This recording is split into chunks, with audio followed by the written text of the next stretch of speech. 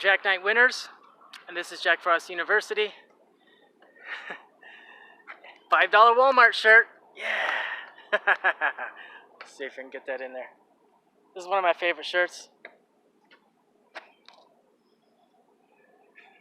Got a crown on. That's my $5 Walmart shirt. So, I just kind of want to give an update on what's going on in my life. Life update. So, I've been talking about how we don't really have our rights secured. We're all kind of being led, all the Americans, all 300 million of us are all being led to believe that we still have our constitutional rights intact. And we're being kind of tricked by mainstream media into believing that's the case, but we don't. And it's like, gun rights. We're all under the belief that we have gun rights. And the media kind of enforces this belief because they always have this war going on. There's always some kind of war going on, some kind of a battle taking place in mainstream media. There's always people that are like, we're going to take all the guns because you gun owners are violent.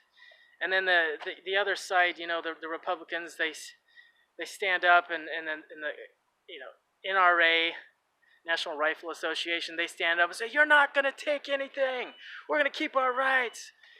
And see, that therein is the delusion and the trickery and the deception, is that they present this battle to you, to everyone, to make it appear as if our gun rights are this close to being taken away from us, okay? But that's the deception, okay? They've already been taken away from us. We don't have gun rights, okay? If you're a United States citizen, you don't have gun rights, okay? What you have are gun privileges, okay? You don't have a right to travel. I've already proved that. I just got arrested for it, so I know I'm right, okay? Even when I've claimed my rights and exercised my rights, the police officer still arrested me. So we don't have travel rights. We don't have gun rights. Okay, we have gun privileges. Okay, if you have to go and get a permit to own a gun, and if you don't have one and you still own a gun and you get arrested, that's proof. Okay, if you own a gun and you don't have a permit, you get arrested and you go to prison. Okay, that's the truth. Okay, so that's proof right there that it's not a right. Your rights can't be taken away from you. Your rights are inalienable, or inalienable.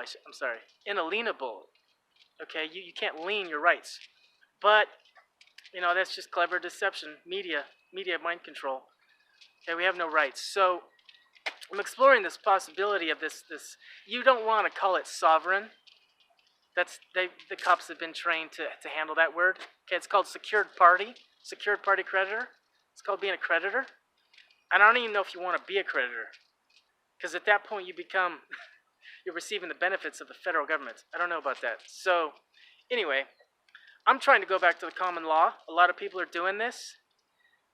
It looks like Donald Trump is doing a bunch of things to help out the country as a whole, but I'm not waiting for him. I'm just going to start going ahead and doing what I need to do to be free once again and to have my constitutional rights. Now, see, they said about, remember when Jesus said, he said, I did not come to destroy the law. I came to fulfill it. Okay, even the Roman government didn't find Jesus guilty of anything. Okay, listen to that. I did not come to destroy the law or break the law. I am here to fulfill it. So what he was saying was, dude, I'm not breaking the law. Stop treating me like I am. I'm here to fulfill it. Okay, I'm the same way. You have to have law. You have to have law. You can't not have law, dude. There's always a drunk that's going to fall off the bar stool at 5 minutes to closing time. There's always someone going to be damaging your car, damaging your private property. Okay? And that there's got to be an accountability here. So you need law. Okay? But what I'm suggesting is that we go back to common law, where we just, you don't even show up in a courtroom unless you've violated someone else's rights, okay? Traveling in an automobile down the road is not violating anyone's rights, okay? So this is my attempt to get to secure my rights, okay?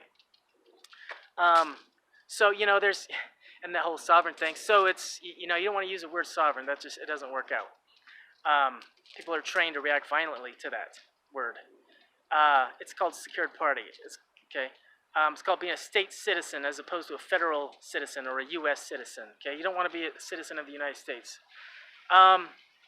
And you know, there's a bunch of videos out there on YouTube. There's a guy, you know, a 300-pound fat bastard with his 12-year-old kid, and they both have shotguns, and they jump out of this 20-year-old F-150. Hee-haw! You know, straight out of a hee-haw episode of Hee-haw. But you know, those guys, they're not. They jump out of the truck with their shotguns, and they say, "I'm a sovereign, and they ain't gonna do nothing to me." Well, it's not. That's for morons. Okay. There's things you have to do, okay? Because contract law is supreme. I believe in contract law. I believe in it fully. Now that I understand things. Okay, contract law. Okay, you make a contract with DMV to get your license and to register your vehicle. You never really needed to, but we were fooled into doing so. And your parents had a big smile on their face when you got your license at the age of 16. They thought they were helping you out and doing you a big favor. They're not. Okay? They sold you down shit creek without a paddle is what they did. So, you know, the fat bastard jumping out of his F-150, shooting at cops, that's not how you go about it. And that's how cops are trained to react to those kind of people when they hear that word. It involves a lot of paperwork. Okay, so just to give an update, this is what I'm doing. I just typed up my affidavit of notary presentment, certificate of mailing, and I'm going to go to a notary in the next couple days. And I'm sending out the following documents: a legal notice and demand. I'm sending out attachment A with definitions. Okay, it's the definitions of all the words in the contract. That legal notice and demand is a binding contract if they don't respond to it in 30 days. That's UCC law, Uniform Commercial Code, okay? Also, along with that, common law copyright notice and notice of revocation of power of attorney. So with these documents, you're going to send them to the Boulder County Court.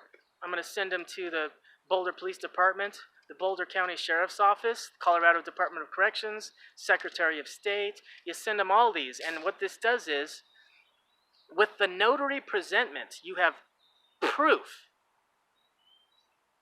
that that is admissible in a courtroom, okay, an administrative court, proof that you did mail out this contract to these departments. Okay, if they don't rebut, that's the law. If you don't rebut within 30 days, you got to rebut the contract, and that's why I'm sending them. If they don't rebut it in 30 days, it becomes law. It becomes factual in law or something. It becomes a legal binding contract. Okay, so that's exciting. So and in this, you know, because I want the right to travel freely without cops pulling you over and stuff. That's ridiculous. Also want to stay out of jail. Stay out of jail, stay out of prison without having violated anyone's rights. So, and along with these contracts sent out and these legal documents sent out, it's also a matter of revoking all your contracts and agreements with all these other peoples, like Social Security Administration for people, you know, if you're getting any kind of Social Security benefits. I just found out I had Medicaid for the last 5 years. I haven't needed Medicaid in like 5 years. It's been a long time, but they're still giving it to me. And if you receive the benefits of a federal government, if you receive the benefits from something, they can use that in courtroom to establish jurisdiction over you. Okay? The point is to take yourself out of federal jurisdiction because they're fucking horrible. They're horrible. They're evil. They're straight up evil. Look, it's about Baal. Okay? It's a god of Baal. Baal is maritime law. It's admiralty law. It's Baal. The Bible talks about Baal. It says Gideon had an angelic name. Look it up. It's interesting. I mean, I think it's fascinating. Look it up. Gideon in the Bible. His angelic name was Jerubbaal. Means contender of Baal. And he's the one that hung up the judges by their legs. He hung up the judges and he whipped them with some kind of plant, like briars or some kind of a plant. He just whipped him. I don't think he killed him. He just whipped him. probably pretty hard.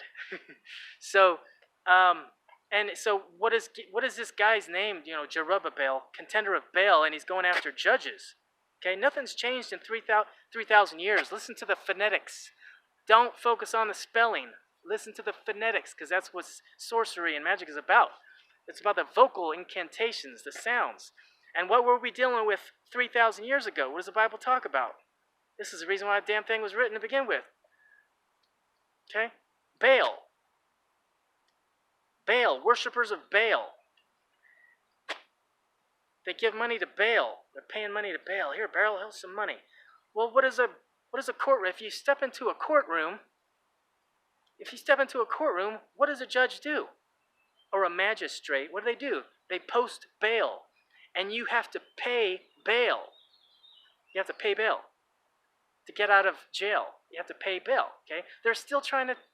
It doesn't matter how it looks and how much it's been modified in the last 3,000 years or so, or more maybe, but it's the same energy. Okay, these reoccurring energies keep showing up over and over and over again. That's why we create these mythological stories, because we recognize these energy patterns over and over again, like Leviathan, the sea serpent, which is the same thing as Tiamat in the Sumerian cuneiform text, right? Tiamat and Leviathan, sea serpents, same thing. It's the same energy. It's the Vatican, okay? Holy See, law of the seas. So, and the Bible talks about, come out of her. Get out of her. Come out of her. It's, so apparently, it's female energy or something. I've got to figure that one out. But, so, there's a process for this. You got to get out of your contracts. Revoke all your contracts over fraud. Okay? You did not enter into a contract knowingly with DMV, with the government. Any kind of benefits you're receiving from the federal government means you're receiving the benefits of that places you under their jurisdiction. You also got to change your address. If you have a zip code and you have a mailbox and you have mail come into your house and a zip code 80301, that's federal jurisdiction. And if you get mail, if you so much as get mail, then you are receiving the benefits of this corporation called the United States of America, okay? And you don't want that. Unless you want to support Baal. I'm telling you, it's oppressive. They got kids in cages in Tucson, Arizona, okay? It's just nasty. You don't want to be a part of this, okay? So that's where I'm at right now. I'm about to send these out. And then, this is kind of exciting, all right? That's my update later.